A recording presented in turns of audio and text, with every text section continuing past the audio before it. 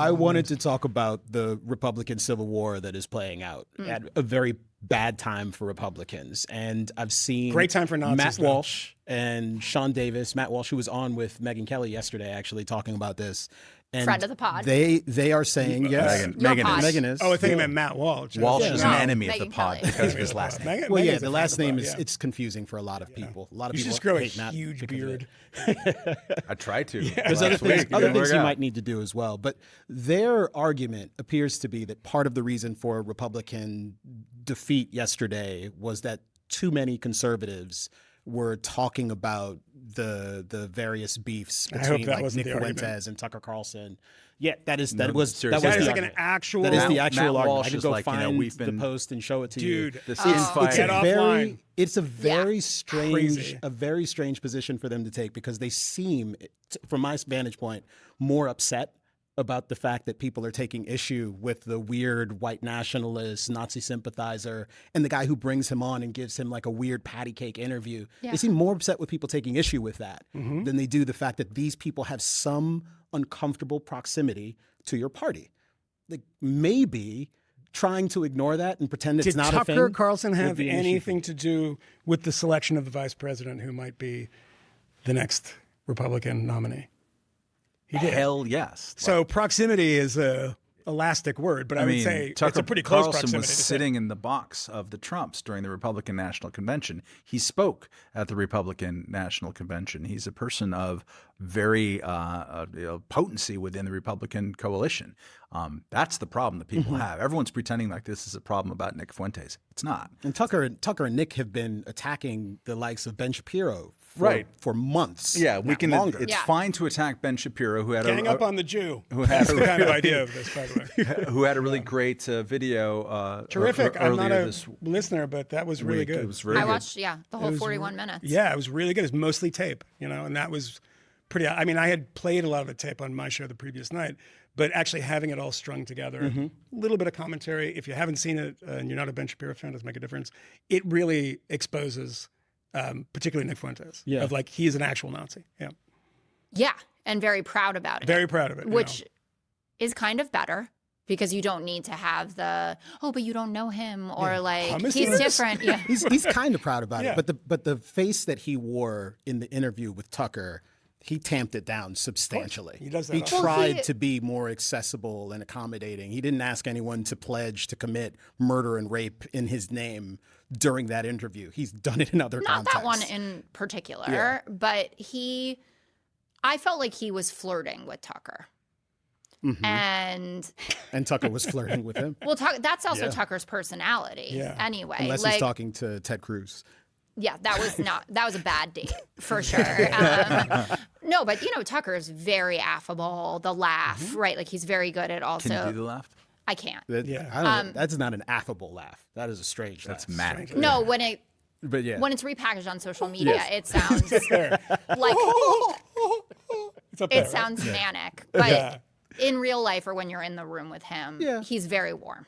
No, And- I mean, I've known it. Yeah, Has been. I'm not Yeah. trying to turn this into He's always been nice to you. He's you always have been to nice love to me. Jesse Waters No, and no, Tucker no, no. Carlson or anything. Not that they're the same in any way, but I felt like Fuentes was kind of soft launching his entree into that stratosphere. Like, I can show up and I'll play coy with you and I'll say like, Joseph Stalin's birthday is December 18th. And I was like, oh, my daughter's a Sagittarius too. Like, this is a nightmare. I didn't really know that about Stalin. Yeah. And Tucker left it, right? Like he didn't, which is strange. He's like, okay, we'll get back to it. But he didn't come back to it. And I think that he's trying, especially in the wake of Charlie's murder, to more mainstream ingratiate himself with important facets of the Republican Party. Let me ask you a question. You don't have to be specific about names, but within your building and where you work, the feeling about this, particularly considering Tucker Carlson worked there in the past, and again, just a general kind of vibe, is there a vibe that there is a problem in the party with these types of people, with this type of entryism, as they used to call it in the left, of radical and then sometimes racist and anti-Semitic ideas, which are very prevalent. Conspiratorial, too. Well, I think certainly about Nick Fuentes. Like, you would never, I know nobody in the real world who would ever defend a single piece of this. But it's more like Or do no, you I get the think that sense there's that people concern- like, hey, look, the GOP has this faction, especially among younger people. It's there. We see Or it. that we need to cover this as some sort of internal civil war. I don't think that happens. Granted, I can't speak for other people. That is not something I have ever encountered. And as people who spend a lot of time focusing on anti-Semitism, especially watching this election here go out, Columbia University protests or whatever, like very alert on these issues.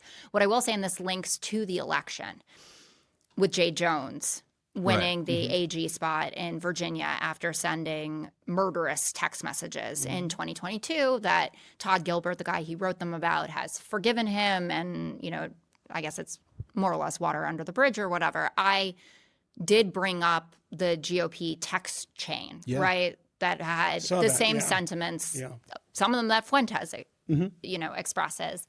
And I think that a lot of people on the right feel justified, especially after Charlie's murder, in just saying, you're worse.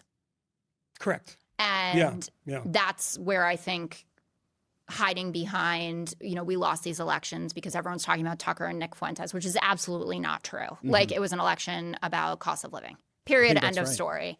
Like, when you look at the demographics that shifted back, like, 45-year-old Latino men are not sitting around watching what Ben Shapiro has to say. Seriously, and name Nick Fuentes? And to the extent they are watching it, I think it's probably very good for the party that they have had a pretty forceful response, where you've had a lot of prominent conservative figures who are calling this stuff out. Kevin Roberts, right, the Heritage guy, that's a big problem because, they can, they play cat and mouse with Heritage all the time, right? Like, they're our best friends. The Trump administration. Yeah, exactly. Or the mainstream Republican, body. Well, Project 2025 isn't popular. I don't know who you are. Right. Oh, actually, we're enacting every single fucking word of this thing. And Russ Vought wrote it. And there's some insane number, like close to 100 people in the Trump administration orbit, at least, who have come through the Heritage ranks. Yeah, that is right. The it's a farm feeder. Team it's like, for sure.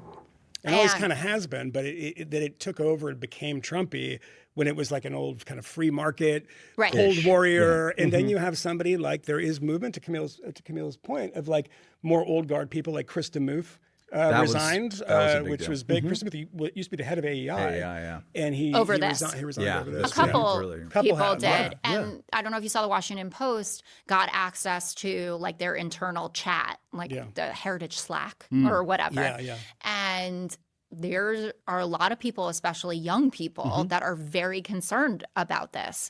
Not only that it exists in general, but that they have someone in charge of the organization who kind of de facto rubber stamped it. You didn't say that. Kevin Roberts didn't have. I think it was mostly just a bad statement. I don't know that he was rubber stamped. There's been 3 now. He didn't have to say consecutive bad statements. He said, I don't agree with it. It's abhorrent. But like, how the First Amendment works. We're not talking about like Brendan Carr taking Jimmy Kimmel off the air. Like, you run a private organization. You are allowed to have a policy, and your policy could be what Tucker Carlson and Nick Fuentes were talking about, and the fact that Tucker platformed him does not meet Heritage's standards. It's a think tank. The entire purpose of it is a set of ideas. Right, and opinions. And opinions. And if you don't, like if somebody is there and says, you know what, I was going to say I'm a socialist. I'm like, I think that's most of them now actually at Heritage on like economic issues. But if you decide that you're going to be AOC, they fire you. I mean, this happened. We had this conversation about Manhattan Institute and Glenn Loury and stuff. It's like, look, if they want to do that with Israel and they don't like where Glenn is going on that, fine, that's their right. It's not a public works job. It's not something the MPA. You're not entitled to it for the rest of your life. No, but this kind of stuff, I wonder in the Fox thing, because Fox has been interesting. I'm not asking you talking about Foxes. I know you can't, but I mean, you literally are 2 questions. No, this is not. No, but this one's actually not about. Fox. This one is about. Because I thought I did well with the last one, but I don't know if I can. You did, no, but I wasn't going to press you on it. No, I'm like, I she's, you got it. Yeah. She's running away from this one. That one's just fine. having fun. I was like, just say they hate Tucker. No, no, that's not the case. No, I know there's it's lots not the of case. reporting. They should. I know it's not the case. No, they should. It cost him a lot of money. Like it was Cost him a fuck ton of money. Yeah. I would hate Tucker And he if he also cost me that money, hates even them. if I loved him. He hates the organization. He talks about Fox in a very negative way all the time. But and by the way, did you notice that I just got you to say that internally they do love him? I didn't say they love Nazis. No, you said Tucker. You said Yeah, they love Tucker. no, but that's different. I'm saying if Tucker therefore- walks into a room, you've known him People for see decades. Heil. Yeah. Sure. No, I'm Yeah. joking. Yeah, No, yeah. I You have a relationship. I have to go. No, but I think that the most interesting Elevator thing doesn't work. about Fox is not, and this is not an internal politics thing about Fox, but Fox was always the weather vane when I went to Trump things, how Trumpy people were. If somebody said, they say, oh my God, I don't watch Fox at all anymore, Newsmax, then they would say they didn't watch Newsmax, and it was only OAN, because Right. now there's this continuum on the right, Yeah. or like the Real Voice Network. Real America's Voice. Yeah, that one. And it was like, there was a You mean the certain- Pentagon press corps? Oh yeah, That's right. yeah. Laura Loomer. Yeah, it's like some dingbat from I won't even say. But I'll tell you off air. But no, but there is that thing where people, if they were like the ultra MAGA, to borrow from Joe Biden, they would sneer at Fox. Fox is like they're not real, Right. Because they have people on like you, and so that just leads me. I know we have to let you go, but my final question would be this: is just the broad question of what is it like being the Fox liberal? The most prominent Fox News liberal mustn't be a fun life. If you pay attention to people online, I care about this stuff, and I wish I didn't. I care too much. I care too much. And your husband, I'm sure, will tell you, stop reading. I've had a million people in my life. But it gets at you, right? Yeah. Well, also because, I mean, there are different categories of hatred. Yeah. And there's, kind of high level, which as a woman, I think sometimes cuts the worst about physical appearance or my voice. And when, Trump has posted about how terrible my voice is and that I have a jittery presentation.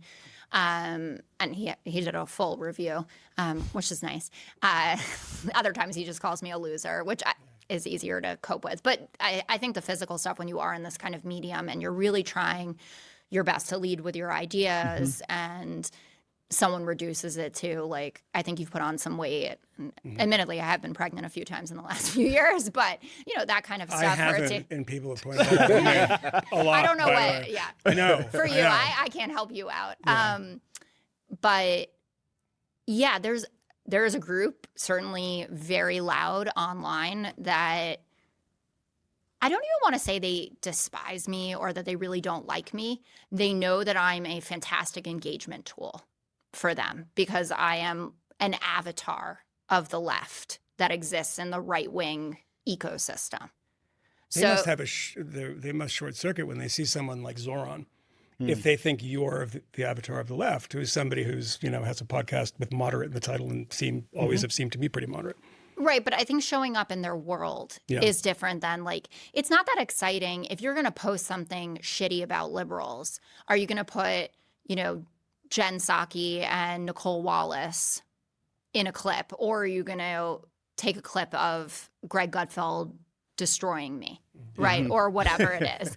Like, if you go on YouTube and you put my name in, I have been fired 750 times, and Greg escorted me off set, all the things. Do you are talk happening. to him about this? Yeah, we talk about it all the time, and he's very good about not caring. Yeah. And Janine Pirro used to sit to my right before she went.